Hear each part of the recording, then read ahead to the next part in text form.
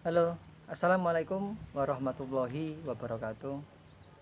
Selamat pagi, saudara-saudaraku sekalian, ya para petani ikan gabus, ya, pembudidaya ikan gabus. Jumpa lagi bersama saya Iwan di channel Dunia Gabus Lampung.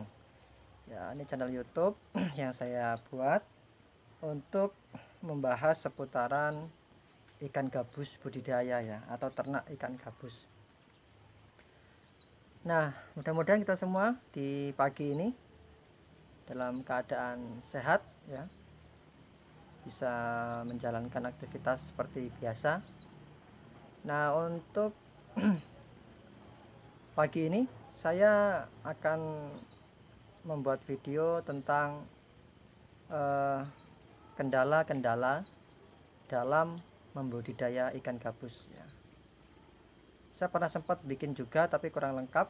Nah, ini akan saya lengkapi kembali ya, tentang kendala-kendala jika kita budidaya ya, membudidaya ikan gabus. Nah, ini videonya akan saya buat berdasarkan ikan ya. Nanti kita bagikan di kita bagi menjadi beberapa bahasan. Pertama, kendala dalam pembenihan, kemudian kendala dalam pembesaran benih ya. Pembenihan maksudnya adalah kendala dalam indukan atau pemijahan ya maksudnya.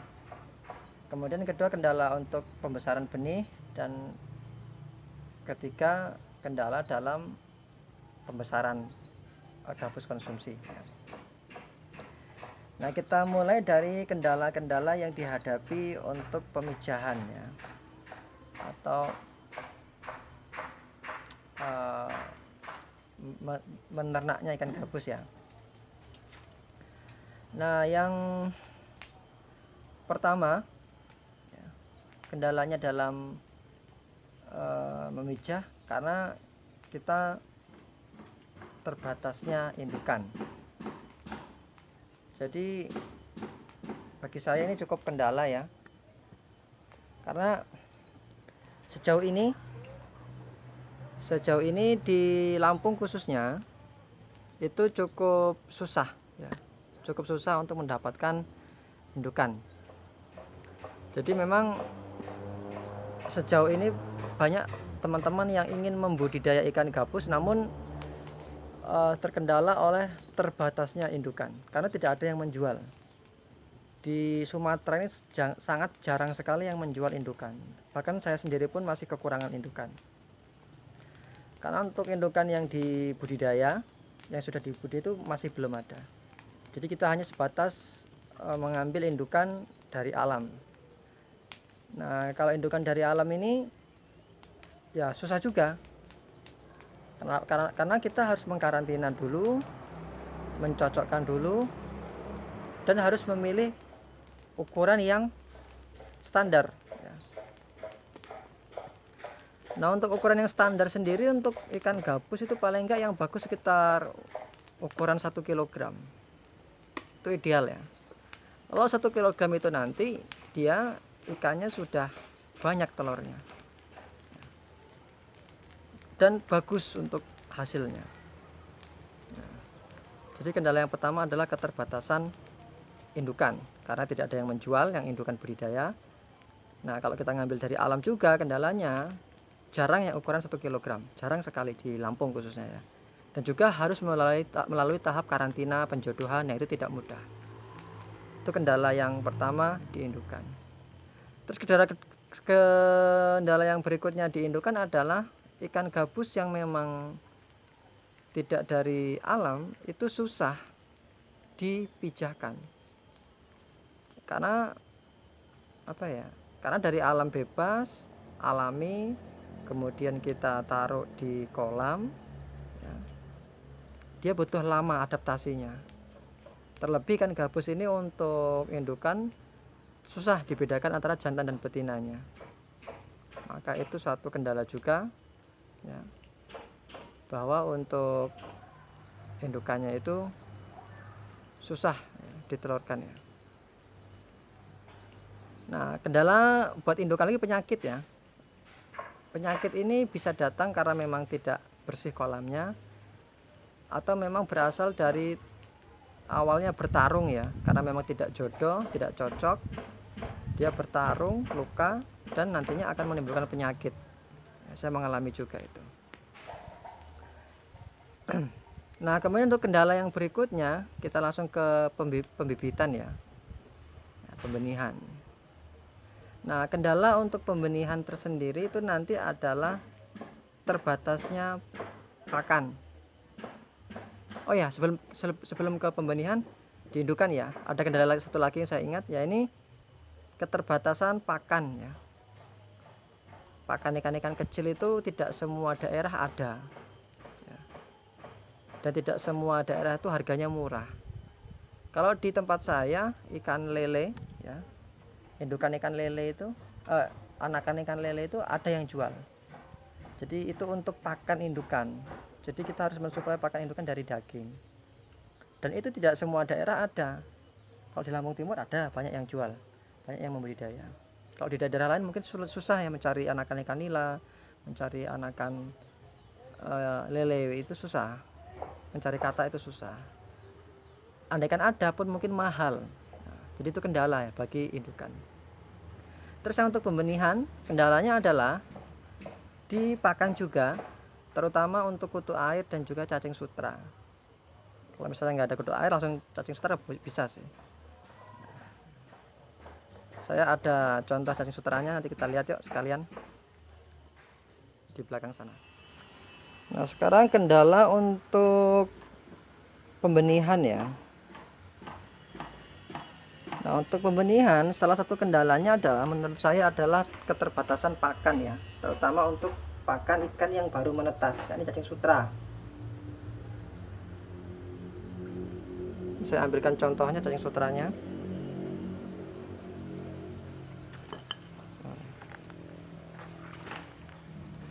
Nah, menurut saya, menurut pengalaman saya juga, untuk pembenihan itu kendalanya salah satunya adalah di keterbatasan pakan, ya, ini cacing sutra. Karena tidak semua daerah yang ada di Indonesia dia mempunyai stok cacing sutra yang banyak, dan belum tentu juga ada yang nyari. Dan cacing sutra ini masih pure ya, sejauh ini jarang yang membudidaya. Jadi kita hanya mengandalkan dari alam. Nah, karena kita mengandalkan dari alam, maka cacing sutra ini tergantung musim. Jika musim hujan, banjir ya, cacing sutra yang ada di sungai-sungai ini tidak ada, hanyut, dia tidak muncul. Jadi itu nanti akan menghambat kita, terlebih ketika ikan kita sudah mulai makan lahap-lahapnya. Saya pernah mengalami ya, ketika ikan saya lagak lahap-lahapnya cacing sutra, ternyata pada saat itu musim hujan terus, hujan, banjir, hujan sampai 3 hari 4 hari, jadi 4 hari nggak makan ya. Jadi itu menjadi kendala ya, karena ikannya pertumbuhannya tidak bagus, bahkan bisa mati. Jadi kalau ingin budidaya ikan gabus, pastikan untuk stok pakan ya, untuk pembibitannya seperti cacing sutra ini terpenuhi dengan baik di daerah masing-masing ya. Karena nggak semua daerah ada ya. Kemudian kendala yang berikutnya untuk pembibitan itu adalah kematian ya, kematian ikan. Tapi untuk kematian ikan ini sama sih, berlaku untuk pembibitan maupun pembesaran ya, kematian ini ya, baik pembibitan maupun pembesaran sama kasusnya, kematiannya sama.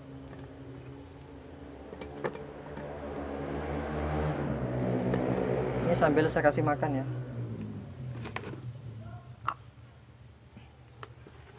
Nah, saya gabung sekali berarti untuk pembibitan dan pembesaran ya. Kendalanya adalah kematian. Nah, kita analisa kematiannya ya. Kenapa pembibitan ataupun pembesaran itu kok bisa mati ikan-ikannya, ikan gabus terutama ya. Jadi yang menjadi penyebabnya adalah di kematian ini pertama adalah cuaca yang ekstrim. Cuaca yang ekstrim maksudnya panas, habis panas berapa hari kemudian hujan, dan hujannya deras. Nah, jadi nanti itu akan membuat ikan kaget atau kolaps. Terutama untuk ikan-ikan atau kolamnya yang berada di posisi di bawah genteng langsung. Nah, seperti punya saya itu ketika hujan deras, air yang dari genteng masuk semua ke kolam. Jadi pH air sangat turun drastis ya. Tingkat keasamannya naik. Jadi ikan tuh kaget. Apalagi kalau hujannya sering, 3 hari hujan terus, dingin sekali, tingkat keasamannya tinggi, sudah kolaps ikannya. Itu kendala. Nah, tapi kendala itu bisa diatasi dengan cara menutup kolam ya dengan plastik UV ya, atau asbes yang bening. Jadi ketika air hujan masuk, jika air hujan turun, air tidak akan masuk ke kolam. Jadi kolam dapat sinar matahari yang cukup, tapi airnya tidak masuk. Nah, itu bisa dicegah ya untuk kendala yang itu. Kendala dari cuaca ekstrim dari hujan. Nah, kendala untuk berikutnya, baik pembibitan maupun pembesaran sama, itu adalah kematian yang disebabkan karena penyakit. Ikan gabus juga walaupun kuat, dia bisa juga terserang penyakit. Nah, penyakit ini munculnya dari mana? Yang jelas penyakit ini munculnya dari perawatan ya, perawatan ikan yang kurang baik. Misalnya kita jarang menguras ya. Jadi amonianya di bawah itu bisa menimbulkan penyakit jamur ya, bakteri-bakteri.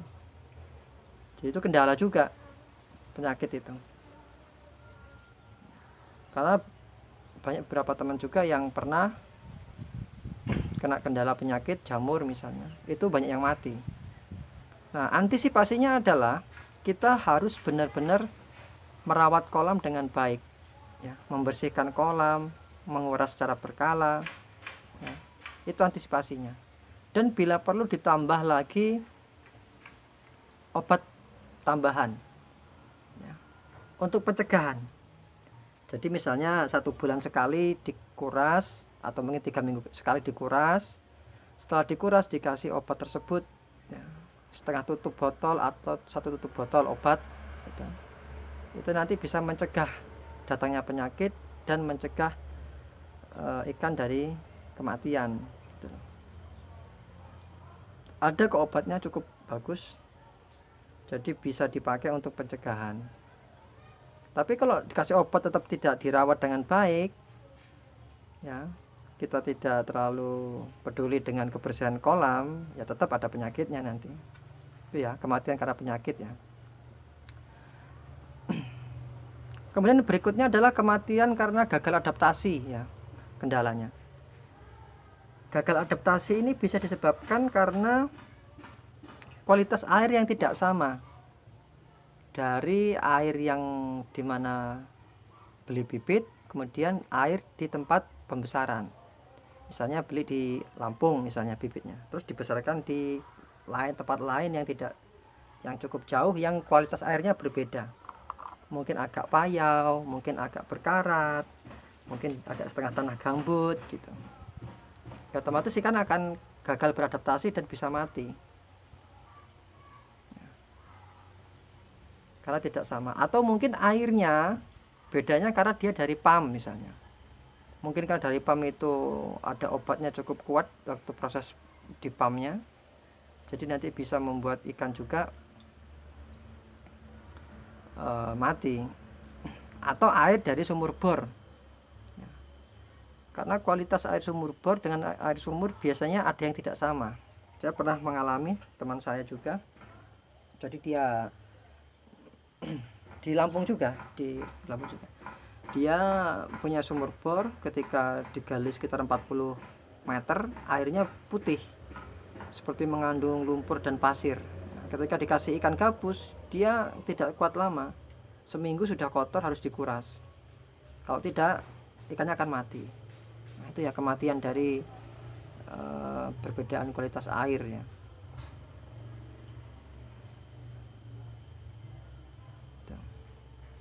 Nah, antisipasinya ya pastikan kita kalau ingin budidaya ikan gabus, baik pembibitan maupun pembesaran, pastikan airnya bagus ya.